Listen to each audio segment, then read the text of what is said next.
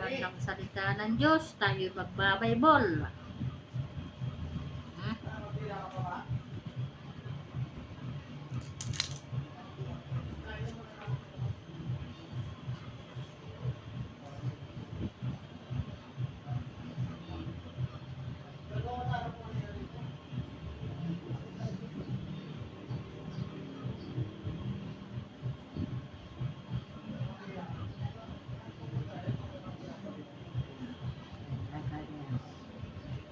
Ang pag-uusig na darating. Ang kalapati, may simbolo po pala ang kalapati. Ang kalapati po pala at ang ahas ay may simbolo dito po sa Bible.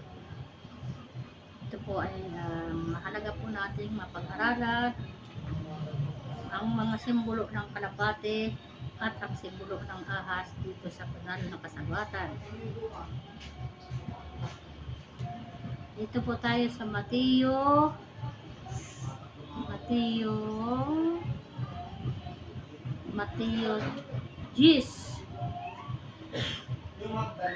verse 16, mga pag-uusig na darating. Ito po, mga pag-uusig na darating.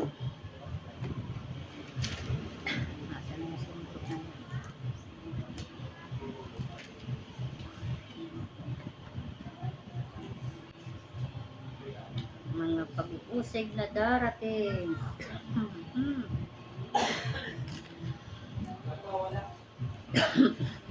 Na po, mag-umpisa na po tayo, magsisimula na sa pag-uusig na darating. Mga simbolo ng kalapati at ng ahas sa Biblia. Tingnan ninyo, sinusubo ko kayo na parang tupa sa gitna ng mga asong gubat. Kaya't maging matalino kayo gaya ng ahas at maamo na gaya ng kalapati. Ito na po. Maging matalino kayo gaya ng ahas. Maraming negatibong bagay ang agad na pumapasok sa ating isipan kapag naririnig natin ang salitang ahas. Iba't iba ang gumuguhit dito na nagbibigay sa atin ng pandidiri o takot dahil alam natin ang maraming ahas ay makamandag. Bukod pa doon, iniuugnay ng marami ang ahas ay kay Satanas, bagamat marami nang nag-aalaga ng ahas sa kanilang tahanan.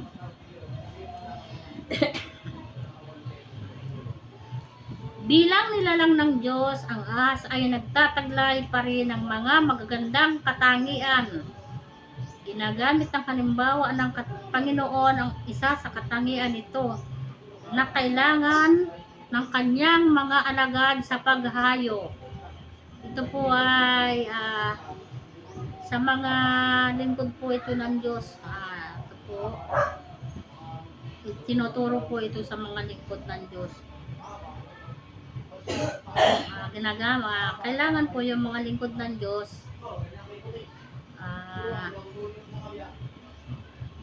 ito po ay matutunan ng mga lingkod ng Diyos sa kanilang paghayo. Maging matalino kayo gaya ng ahas. Isa pang hayop ang ginagamit niya mapagkukunan ng magandang katangian sa paghayo, ang kalapati at maamo na gaya ng kalapati. Ang kalapati at maamo na gaya ng kalapati. Pa. Mga katangian ng ahas pa, na magagamit sa paghayo ng mga lingkod ng Diyos. Ang ahas ay tahimik at maingat sa paglapit sa kanyang biktima. Dapat ay pagplanuhan ng matalino ng mga manggagawa kung paano makakaakay sa kaharian ng langit.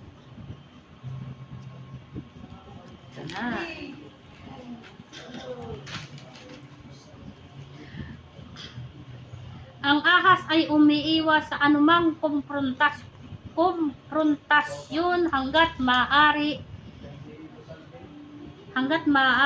ang mga manggagawa ng Diyos ay dapat umiwas sa pakikipag-away o pakikipagtalo, bagamat handang sagutin ang mga katanungan sa kanila. Number 3, madaling malaman ng ahas ang panganib sa pamamagitan ng kanyang dila. Ang mga lingkod ng Diyos ay dapat sensitibo sa pagkinig sa direksyon ng Diyos kanila. Kilala ang ibang ahas sa paglingkis sa kanyang biktima. Gayon din, hindi lang dapat pagplanuhan ng mga lingkod ng Diyos ang pagtanggap sa Panginoon ng mga tao, kundi pati kung paano sila gagawing alagad ng Panginoon. Dito naman po tayo sa kalapati. Ang simbolo ng kalapati sa Biblia.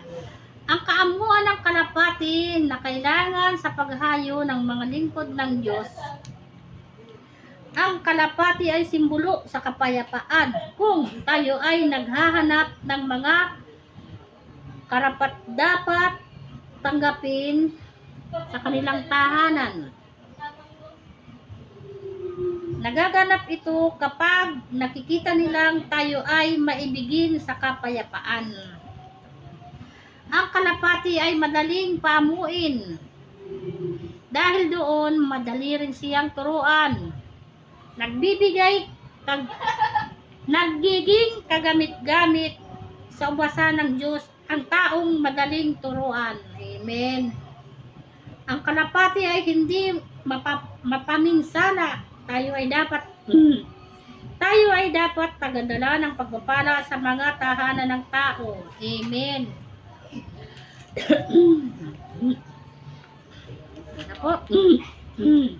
Ang simbolo ng kalapati sa Biblia.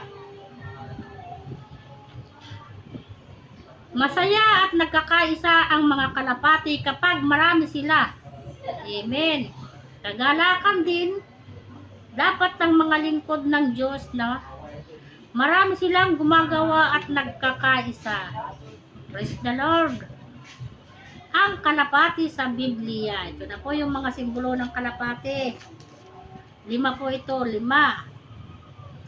Simbolo ng kalapati sa Biblia. Simbolo ng banal na espiritu. Matatagpuan po natin ito ay sa Mateo 3:16.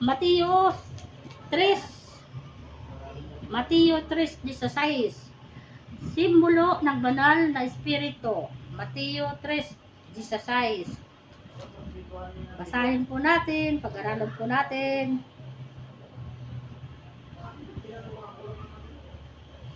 Nang mabautismuhan si Jesus, agad siyang umahon sa tubig, nabuksan ang langit, at nakita ni Jesus ang Espiritu ng Diyos na bumababa parang isang kalapati at dumapo sa kanya. Ito po, simbolo ng kalapati sa Biblia po. Isa pa po na simbolo sa number 2, simbolo ng pag-awit ni Solomon. Simbolo ng pag-ibig. Ito, simbolo ng pag-ibig. Awit ni Solomon, chapter 5, verse 2. Awit ni Solomon. Kaya po, hanapin po natin ang kay Solomon. Nandito na po, awit ni Solomon. Ako'y iyong papasukin, aking mahal, aking sinta, na tulad ng kalapati, ubod, linis at maganda. Basang-basa ang ulo ko nitong hamog sa umaga. Napakaganda po talaga ng salita ng Diyos. Ito'y ating pag-aralan. Napakasarap sa pakiramdam ang mag-aral ng salita ng Diyos. Number 3, simbolo ng kapayapaan. Ito po, mga simbolo ito ng kalapati sa Biblia. Simbolo ng kapayapaan, Genesis chapter 8, verse 10 hanggang 11. Basahin po natin sa Genesis.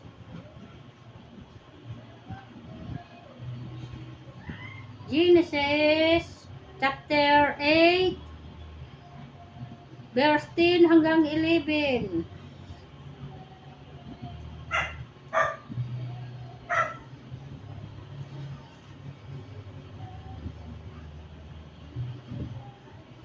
Nandito po, basahin po natin. 7 araw, 7 araw, ito. 7 araw nang hinintay, 7 araw pang naghintay si Noe, at pagkatapos ay muli niyang pinalipad ang kalapati. So, pagbalik nito kinagabihan, ito'y may tangay ng sariwang dahon. Amen. Dahon ng olibo. Kaya't natiyak ni Noe na katinaang tubig. Nagpalipas ng 7 araw si Noe, saka pinalipad muli ang kalapati, hindi na ito nagbalik. Ito po, simbolo ng kalapati sa Biblia, sa banal na kasulatan.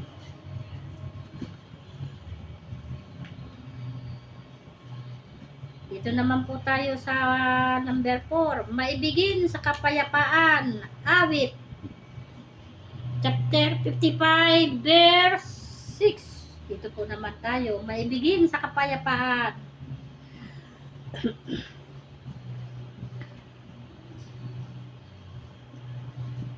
Hanapin po natin dito sa awit.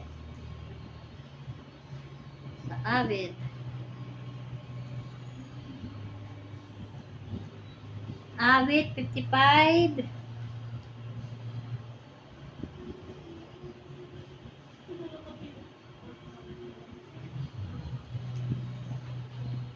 Awit 55. Ayan po ha. Hanapin po natin dito sa awit.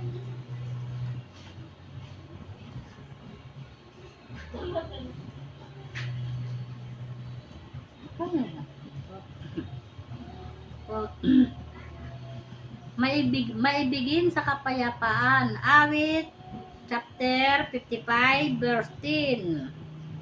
Mga simbolo ng kalapati sa Biblia.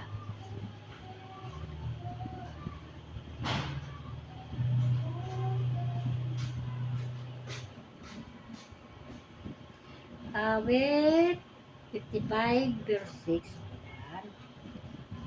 Okay. Awit maibigin sa kapayapaan. Awit 55, verse 6. Ito na po. Wika ko, kung ako lamang ay may pakpak, parang kalapati, ako'y lilipad. Hahanapin ko ang dakong panatag.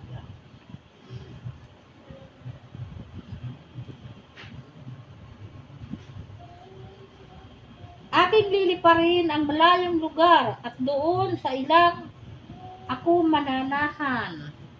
Amen. Dito naman po tayo sa number 5 na po tayo. Handog para sa paglilinis. Handog sa paglilinis. Lucas chapter 2, 24. Lucas chapter 2, 24.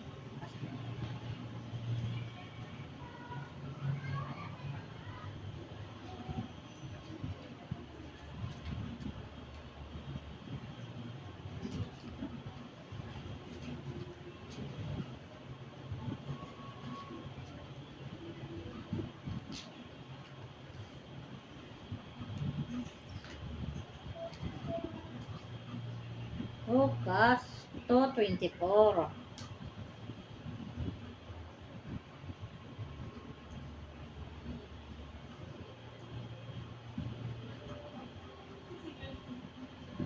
Naku. Handog para sa paglilinis, Lucas 2:24. Nag-alay din sila ng handog ayon sa nakasaad sa kautusan ng Panginoon. Magkapares na ibong bato-bato o kaya'y dalawang inakay na kalapate. Yes, Lord. Thank you po. Dakilang Diyos, maraming salamat po sa iyo mga banal na salita na aking napapag-aralan. At Dalangin ko po ang iyong mga salita ay tumagos po sa aking puso at isipan. At ito po, Lord, ay aming matutunan po. Magamit po namin ito sa pang-araw-araw na pamumuhay. Lord, gabayan mo po ako sa pag-aaral ko ng iyong banal na salita. Paspasin mo po ako ng iyong banal na espiritu. At maging kapakipakinabang po ito at maging pagdalaman ng aking buhay. Maraming salamat po. Ito po ang sabi ko lagi sa pangalan ng Panginoon Jesus at aming Pagkakas. Amen. Thank you, Lord. Salamat po.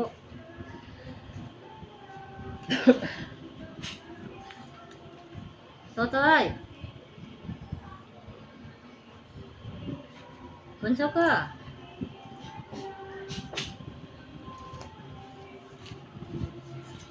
Ito naman ako sa ano. Tingnan mo na kung pwede nag-ipush yan, anak. Tingnan daw natin. Mabalik ako doon.